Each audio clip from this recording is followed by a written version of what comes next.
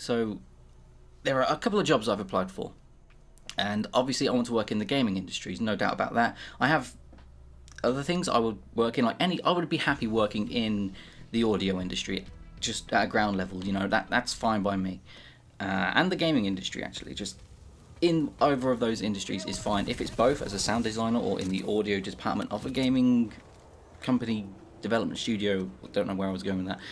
That would be perfect. That is my dream job. So at the moment I have two main applications that I am hoping for. One is the BBC, and I went for this weeks ago, and they've not got back to me yet because they're still making the shortlist. But it was like a month, maybe two ago, I applied for it. Then came the time where you had to take an online exam. I'd done really good on the online exam, I think. I actually kind of went through it and I thought, that's not too bad. All I had to do was work out patterns and shapes, and find the missing one. And it was really easy, it's just logic. And I haven't heard back because I haven't made the shortlist. And it's really annoying because it pays 20,000 a year, so roughly like a good wages. It's more than what you would get as a junior something. And you get a master's at the end of 2 years. So that's the first thing I came across like months ago, and I've applied for, and I've just been waiting on that. And then the second one is a job in Cambridge for an indie studio called Fen Research, which is actually Andrew Gower. I talked about this last week. Andrew Gower's kind of startup indie studio who made RuneScape, and I really want that one because it pays more. And it's my dream job. It's not just sound design, it's the whole audio. It's sound design and music, and just basically being in charge of audio. And I love audio. I can do that job with my hands tied behind my back. It'll be very difficult pressing the record key with my nose, but I can do that. And I haven't heard back, and that's fine. Applications closed a week ago, and there's probably a lot of people who are after the same job, but when you are in situations like this, you get impatient and you just get overwhelmed, and you get really annoyed because it's not these two jobs. It's the past 2-3 years that I have been looking for a job that I'm happy to do. So my job right now is administrator in a warehouse. It's not fun, it's boring, it doesn't pay very well. I cannot move out on it, I cannot live on it. I'm forced to stay at home, and I have to pay rent, and I have to pay all this, and it does not pay enough. Literally, even when I was full-time, it didn't pay enough for me to move out. And when you apply for jobs in the gaming industry, they don't look for juniors. And it's like, how do you expect to get more people in if they're juniors? I mean, sure, I can spend the time to work on my own game, learn to code, and give you a whole nice polished new game that could take several years because I'm trying to live. Do you understand how difficult it is for somebody to get into this industry, and you're not offering them a place because you are so uptight about you don't want to train up new people because you don't have the cash, I guess. I don't know, you don't have the time or the patience. And it's really annoying because audio is always overlooked in games. Yeah, games sound fantastic in Battlefield and Crisis and whatever. COD not so much. But those put actual resources into their audio department, which is lovely, which is nice, which is great. But every other studio, they have 2-3 guys, most 2-3 guys doing audio for the entire studio, and it's not enough. And it's just you can't. Junior roles pay 18,000 a year, and it's you cannot afford 18,000. You have no confidence in your game that it will sell. That you cannot afford 18,000 a year to train up somebody new into the industry. It is. I want to punch someone in the face. Let's just leave it at that.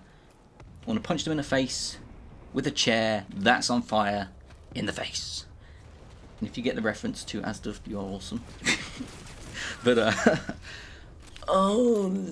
annoying. And people are well, you shouldn't aim so high. Well, screw you. What am I going to aim for? At the moment, I work in a warehouse.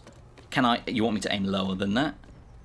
Come on. I mean, you don't even need qualifications to work there, and even for jobs that's not related to what I do that I can do easily, just general IT things, they're no, you have no experience. It's dude, I've been around computers since I was 9.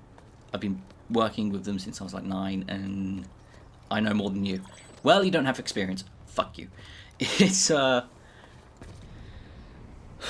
it's annoying because I just don't have the time to go through all that crap and work on things constantly, because I don't have the income because I need to live. Thank you very much. And yeah, I could rant about this for a long ass time, but we're getting up to like 14. What are we on?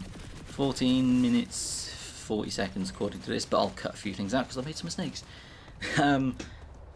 Yeah, it's not fun trying to find a job in the gaming industry. It's not fun trying to find a job in the audio industry, and it's especially not fun trying to job in the gaming audio industry. So yeah, if you know of any audio kind of jobs going, let me know. I'll look at them, but I've probably already found it and applied to it, because that's usually what happens. Everyone's like, hey, here's a job, you can apply for that one. It's like, I applied for that about 5 days ago. What about this one? I applied for that 2 weeks ago. What about this one? About 3 days ago. It happens all the time. And I'm very good at finding positions to apply for. I'm just not very good at getting them, because they're like, yo, you need 3 years experience. This is a junior position. You need 3 years experience. So if you are a game developer, if you are in charge of hiring and doing all human resources and stuff, please take this in mind, that if you do not offer junior positions, you are a bit of an asshole. Because there's a lot of us out here that want to do this and need this, and you know, it's our area of expertise, and it's making our life a living hell. Thank you very much. So we are now on to 15 minutes, 16 minutes. Maybe I can cut this into 2 or 3 parts, because I want to carry on and talk about E3 / Xbox. So at E3, everybody kind of agreed that Sony won the E3 press conference war thing that's going on, and to be honest, Nintendo wasn't even in the race anyway, because they didn't really have a... I'd heard nothing about Nintendo the entire time E3 was going on. I was like, what's going on with Nintendo? What's going on there? So Sony won, and this is actually the first time, like, in a press conference, people were chanting the company's name, and it was weird. Right, everyone was like, yo, well, actually, sorry, everyone, they were basically saying, like, yeah, when you use games, you just give it to a friend, and everybody was like, yeah, Sony. It was just like, I was watching it, I was thinking, the fuck? People are chanting Sony in a press conference, what, and I was looking around like, am I on Earth? Is this happening? And it was weird. So, my opinions have been changing over kind of the past week, where of all this information coming out. So everyone knows the Xbox has done a 180. You see what I did? No. Okay, so that joke's overused already, but the Xbox basically done a massive U-turn and went back to the 360 kind of way of doing things, and I don't know what to think about that. So at first, everyone hated the DRM, and don't get me wrong, it sucks. DRM does suck. The 24-hour thing, it did suck, and there are ways that you can still have DRM that doesn't suck. And kind of, I think DRM is necessary in most, or some to most cases. Nintendo doesn't really have DRM, and the Wii U is being hacked to shit right now, and that's quite funny. But everyone forgets that Sony was the DRM master. Like, they know how to do DRM without you really knowing, because they've done it on their CDs. Does everyone remember? No, you put from Sony CDs in about 2000, they put a backdoor little thing on there that gave them information on you, and yeah, people could hack your computer through a backdoor in it, and yeah, it wasn't fun. Sony are the evil geniuses of DRM. And yeah, Microsoft tried to do something new. I think the more innovative console was the Xbox. Sony, sure, they upgraded their PS3. It's a PS3.5. I'll give you that. It's got a couple new things, but it is basically, it's still a core gaming console, and that's fine. Xbox, they wanted to do a bit more. Yes, I'm annoyed that they just talked about TV. Fuck TV. Alright? But I can see what they were trying to do.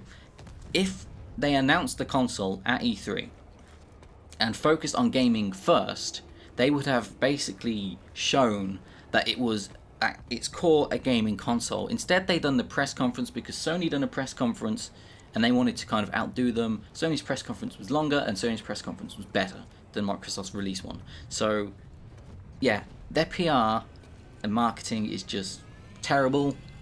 So, they shouldn't have done that. So at E3, they should have shown the games and stuff, and then done another press conference or whatever for an hour, showing off all their TV stuff. So it gave us, okay, their priorities are games. They're showing the games first. They released it at E3, and we all saw the console. It would be a lovely, happy time. That is what I think should have been done. As for DRM and stuff, I like what Xbox was thinking. I just don't like how they were executing it. And I think there is a middle ground that can be had, because they were going for all digital. And all digital is fine by me. I'm a PC gamer now, right? I buy stuff through Steam. It's all digital.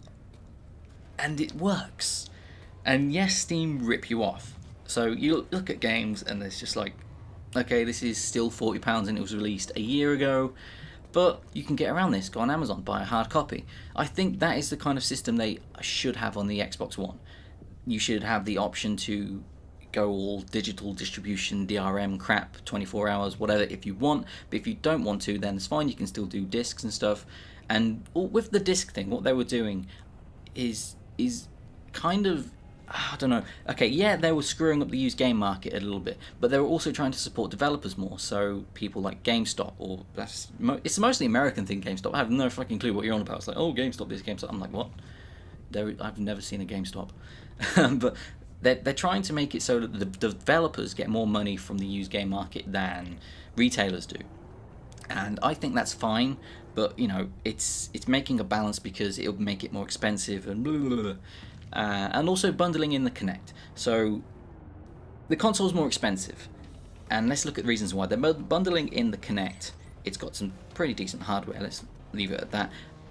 And now they're including a Blu-ray player. And you forget that Blu-ray was invented or made by Sony. So for every Xbox console that they sell, they have to pay a royalty to Sony. And that will increase the price. So they got a Blu-ray player.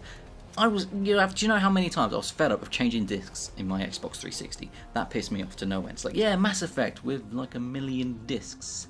Let's do a main campaign. Please change disc. Fuck. Okay, let's do a side quest. Please change disc. Fuck.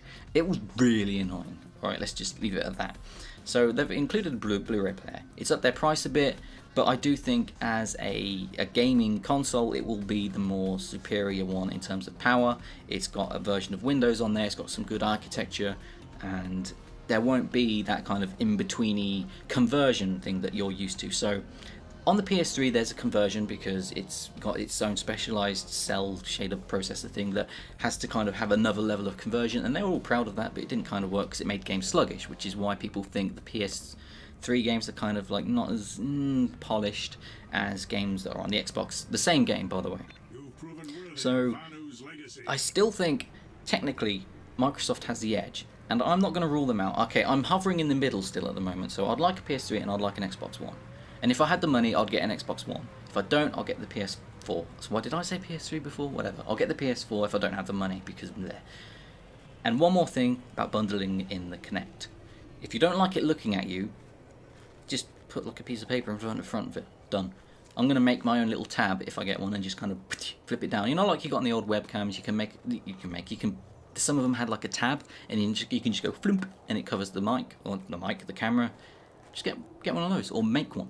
That's what I'm going to try and do if I have the time/money, because it seems like a fun project. Maybe I can sell it, because people seem to be all pissy about that.